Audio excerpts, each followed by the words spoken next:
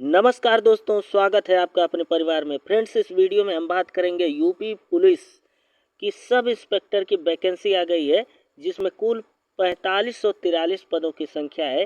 इसी वीडियो में हम एग्जाम पैटर्न, एग्जाम सिलेबस, कितनी फीस है, सारी बातें डिस्कस कर लेंगे।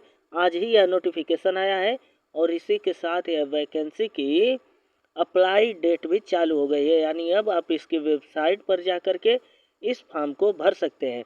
इसका सिलेबस क्या है, कौन इस फॉर्म को भर सकता है, उम्र कितनी है, हाइट कितनी चाहिए, पूरा डिटेल्स वीडियो यह होगा, इसे ध्यान से देखिए।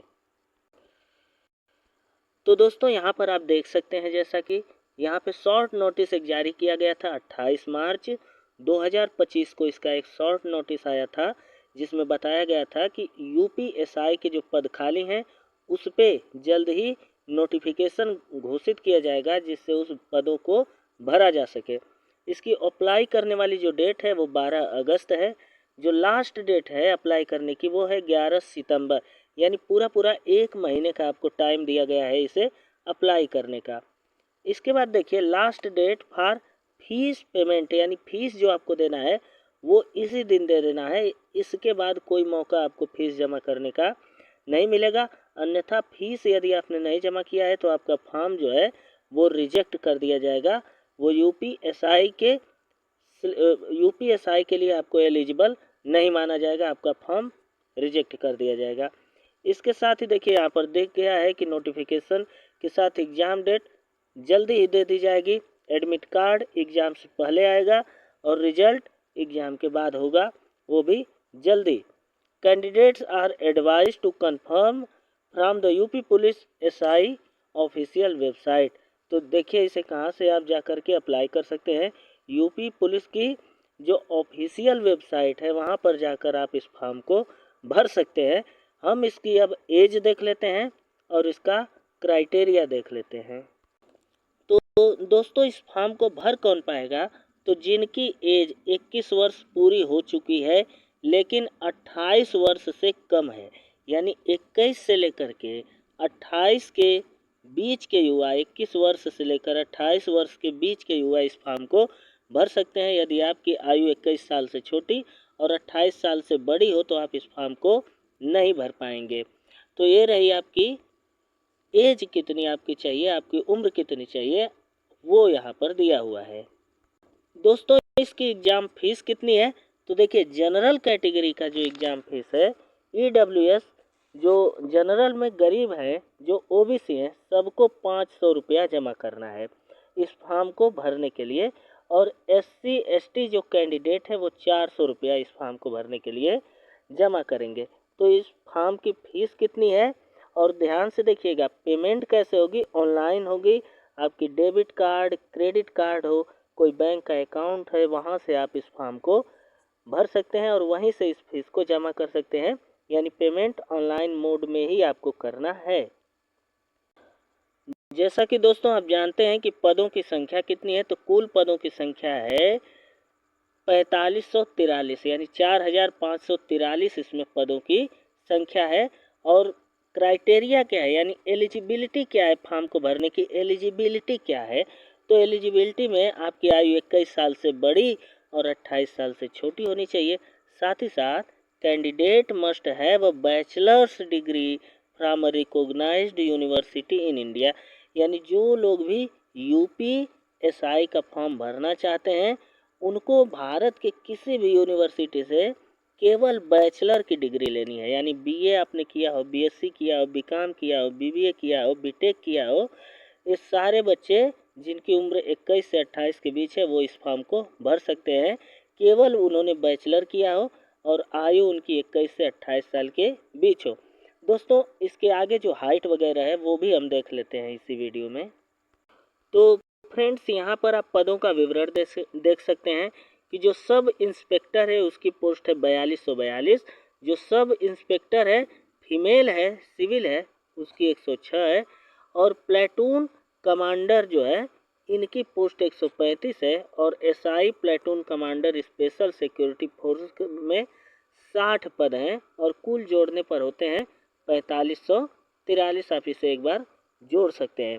इसके साथ ही आपकी हाइट कितनी चाहिए, तो हाइट देखिए जो जनरल कैटेगरी के, ओबीसी के और एससी के बच्चे हैं उनकी हाइट होनी चाहिए 168 सेंटीमीटर और सीना होना चाहिए, छाती जो है वो 79 से लेकर के 84 सेंटीमीटर होनी चाहिए।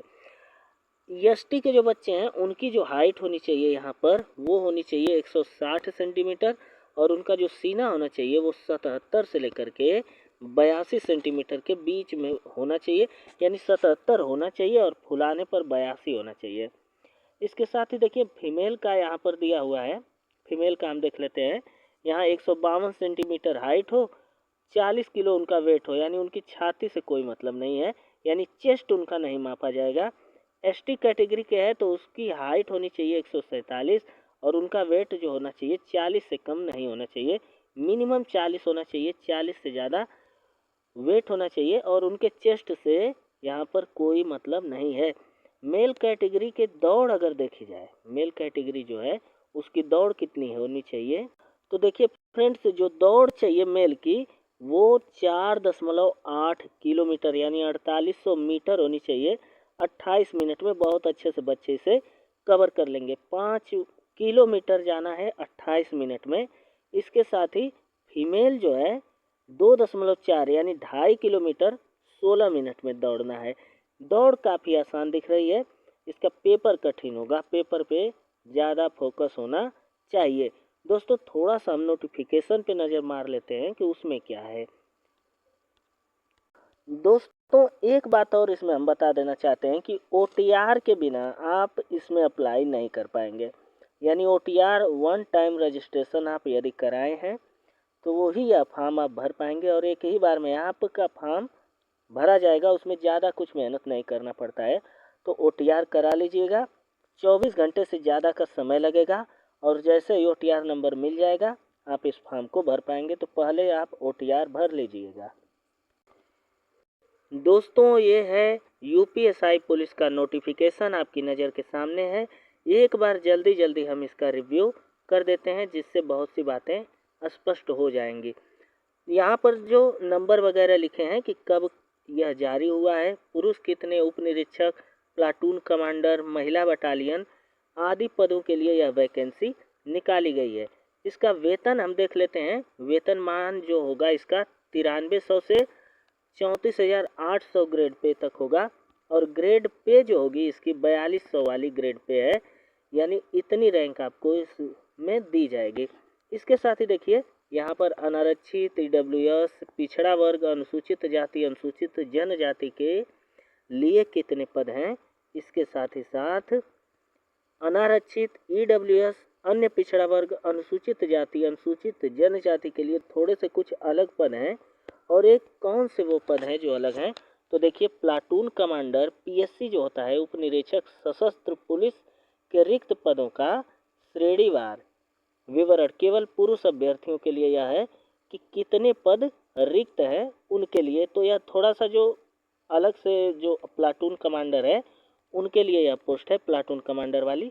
बाकी यहाँ पर आप देख सकते हैं ऊपर जो पदों का है कि अनारक्षित के लिए 1705, EWS के लिए 422, पिछड़ा वर्ग यानी OBC के लिए 1143, अनुसूचित जाति के लिए यहाँ पर जो है कि 890 पद हैं, अनुसूचित जनजाति के लिए 82 पद हैं। तो इतने कुल पदों का विवरण है।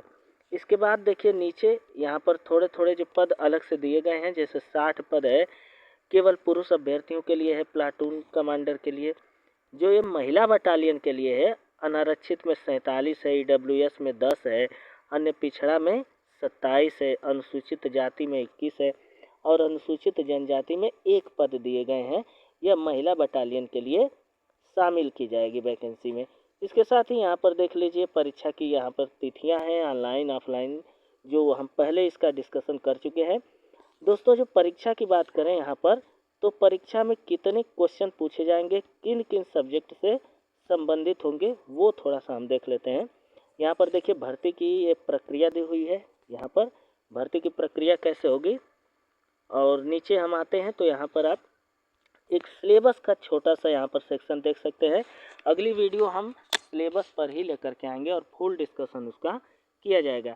तो देखिए सामान्य हिंदी से 40 प्रश्न, प्रत्येक प्रश्न 2.5 नंबर के होंगे और इस तरह से 100 अंक आपको प्रदान किया जाएगा। 40 प्रश्न हिंदी के पूछे जाएंगे, हर एक प्रश्न 2.5 नंबर का होगा। इसी तरह से मैथ का भी है, इसी तरह से संविधान का, सामान्य ज्ञान का और इसी तरह से रीजनिंग का भी 40 प्रश्न ही पूछा जाएगा। लेकिन इसमें कुछ कंडीशन लगाई गई है और कंडीशन क्या है कि आपको प्रत्येक सब्जेक्ट में 35% अंक लाने हैं। यानी 100 में 35 नंबर किसी भी तरह से आपको हिंदी में, जीके में, गणित में और रीजनिंग में 35 नंबर किसी भी तरह से लाने हैं। लेकिन जो ये सबका अंक जोड़ा जाएगा वो 50% से ज़्यादा होना चाहिए। यानी चारों मिला करके 50% होना चाहिए और किसी में भी 35% नंबर से कम नहीं होना चाहिए। यानी 35 नंबर से किसी में कम न हो और चारों जोड़ने के बाद 200 से ज़्यादा नंबर आपका आए, तभी आप इसमें पास माने जाएंगे। उसके बाद मेरिट में आप आएंगे। एक बार और समझ लीजिए कि प्रत्येक सेक्शन से, हिंदी से हो, चाहे वो जीके से हो, चाहे गणित से हो, चाहे रीजनिंग से हो, आपको हर एक में 35% अंक लाना है। यानी 100 में 35 नंबर लाना ही लाना है। लेकिन जब इन चारों को जोड़ा जाए तो कुल मिलाकर के 50% अंक हो, यानी 200 नंबर से ज़्यादा यदि आप लाए हैं तो इस परीक्षा में पास माने जाएंगे और उसके बाद मेरिट में आपका नाम आने की संभावना होगी। तो ये रहा एक छोटा सा सिलेबस। अगली वीडियो हम सिलेबस पर ही बनाएंगे, OMR बेस यह परीक्षा होगी। तब तक के लिए नमस्कार दोस्तों। वीडियो जल्द ही आपको देखने को अभी मिलेगी।